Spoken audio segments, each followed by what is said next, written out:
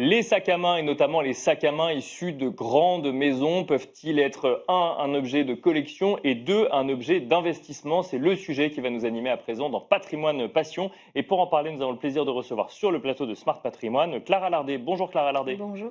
Bienvenue sur le plateau Smart Patrimoine. Vous êtes marchande de mode au marché Paul Bert Serpette. Alors première question, effectivement, quand on parle de sac à main et que on évoque le sujet sac à main, que ce soit comme un objet de collection ou un objet d'investissement, on parle de tous les sacs à main ou on reste cantonné aux 3-4 grandes maisons de luxe françaises?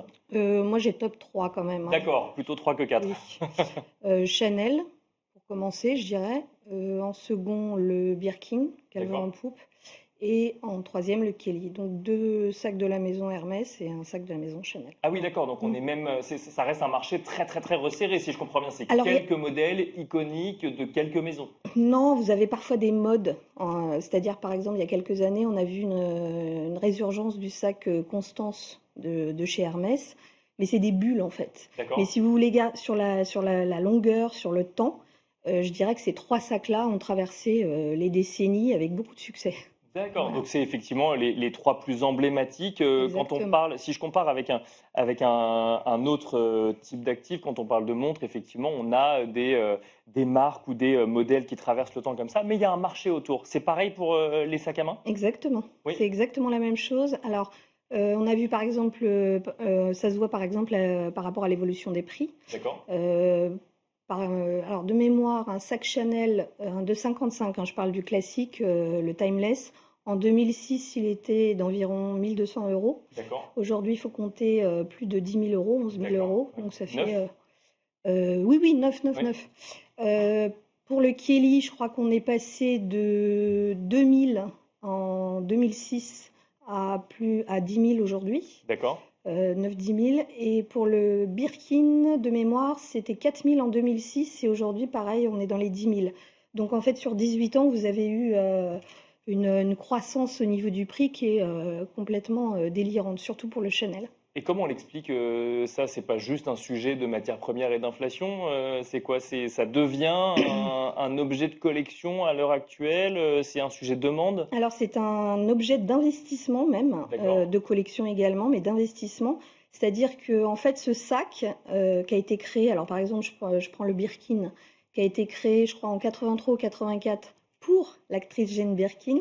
Alors pour la petite histoire, elle avait rencontré en fait sur un vol Paris-Londres à l'époque le CEO d'Hermès, D'accord. Jean-Louis Dumas je crois, et elle lui avait parlé de ses difficultés à trouver un sac qui correspondent à ses besoins de maman. Et donc, il a créé pour elle le Birkin. Donc, et ce sac est devenu totalement iconique. D'ailleurs, je crois On le que... voit à l'écran là, à l'heure actuelle. Voilà, c'est exactement ça. Et je crois qu'en juillet, ils vont mettre en vente d'ailleurs le sac de Jane Birkin. Ils ont même refusé de communiquer le prix, c'est vous dire. D'accord. Je pense que ça va atteindre des sommets. Et en fait, les femmes aujourd'hui, oui, alors il y a d'abord ce côté un peu fantasmé de ce sac, comme D'accord. le Ouais. Kelly, qui fait un peu partie des piliers de la garde-robe en matière d'accessoires pour une femme actuelle. Et en fait, ce qui est absolument ahurissant, c'est que le Kelly date des années 50, le Birkin des années 80, et ils ont traversé les époques. Alors, je vous ai dit tout à l'heure, vous avez des bulles, il y a eu des sacs qui ont, voilà, comme le saddle de Dior, à un moment, tout le monde voulait le saddle de Dior, D'accord. à un Ouais. moment, ça a été le Constance. Mais ces sacs-là, c'est les trois mammouths. D'accord, mais comment Voilà. on explique qu'ils aient pris autant de valeur? C'est parce qu'il y a une demande qui est Alors toujours non, présente? non, il y a évidemment la demande est exponentielle, mais surtout par rapport à Hermès.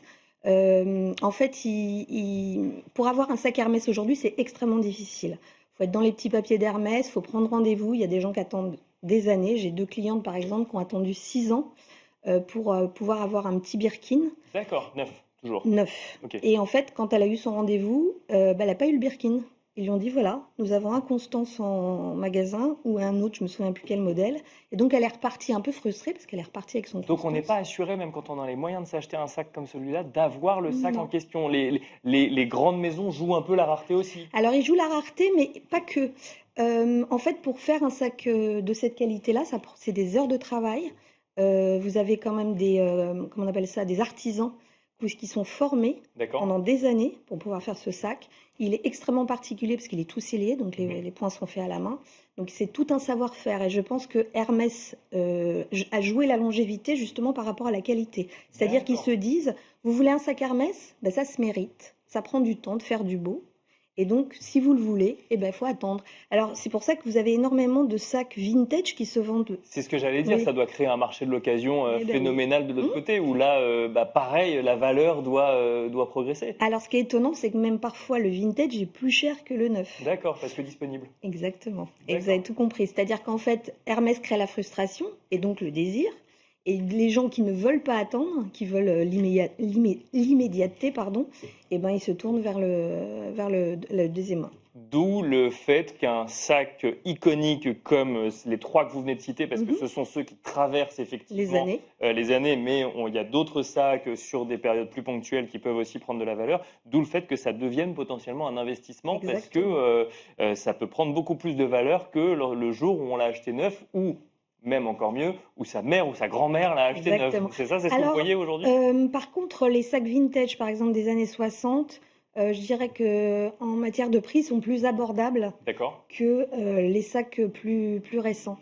Par exemple, moi, un sac, je dirais un Kelly des années 60, pas forcément, bon, je parle en box classique, Oui. entre 6 et 7 000. En box, ça veut dire quoi? Le box, alors c'est une manière de traiter le cuir, c'est-à-dire c'est un cuir assez lisse et brillant. D'accord. Voilà. Est-ce que j'imagine que l'état de conservation doit jouer énormément aussi? Oui, Est-ce que c'est comme les œuvres d'art ou la collection d'où est issue l'œuvre joue et où là, je sais pas, un propriétaire... Alors un tableau, j'y connais pas grand-chose, je sais pas si ça s'abîme, mais un sac, oui, si vous le portez, ça s'abîme. Alors, il est toujours mieux de le faire réparer par la maison Hermès, parce que D'accord. du coup, voilà, c'est une plus-value. Mais là, pareil, il y a un sujet délai ou... Alors, les délais, oui, il y en a toujours chez Hermès, mais c'est le coût aussi qui n'est D'accord, pas le même. Si vous faites réparer ça par votre cordonnier, la valeur de votre sac diminue aussi, parce que D'accord. ça sera forcément pas fait de la même manière. Voilà. Et donc, du coup, il y a le sujet réparation et la provenance. Ça joue ou pas forcément? C'est-à-dire la provenance. Si ça sort de la garde-robe d'une personne célèbre, par exemple, si c'est une édition encore plus particulière pour Alors, quelqu'un. en général, quand ça sort de la garde-robe d'une personne célèbre, comme le sac de Jane Birkin, ça part directement en vente aux enchères. D'accord, donc c'est même plus un sujet investissement, Enfin, si, parce que je crois que c'était en 2022, ils ont quand même réussi à vendre un Birkin, je crois, en Himalaya. Il a atteint la somme pharaonique de 350 000 € quand même. D'accord. Voilà, donc en matière d'investissement, je trouve que c'est pas mal pour un sac à main.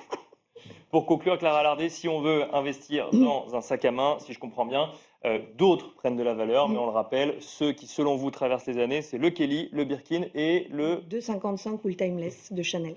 Merci beaucoup, Clara Lardet. Je vous en prie, merci à vous. Je rappelle que vous êtes donc marchande de mode au marché Paul Bert Serpette. Et quant à nous, on se retrouve tout de suite dans Enjeu Patrimoine.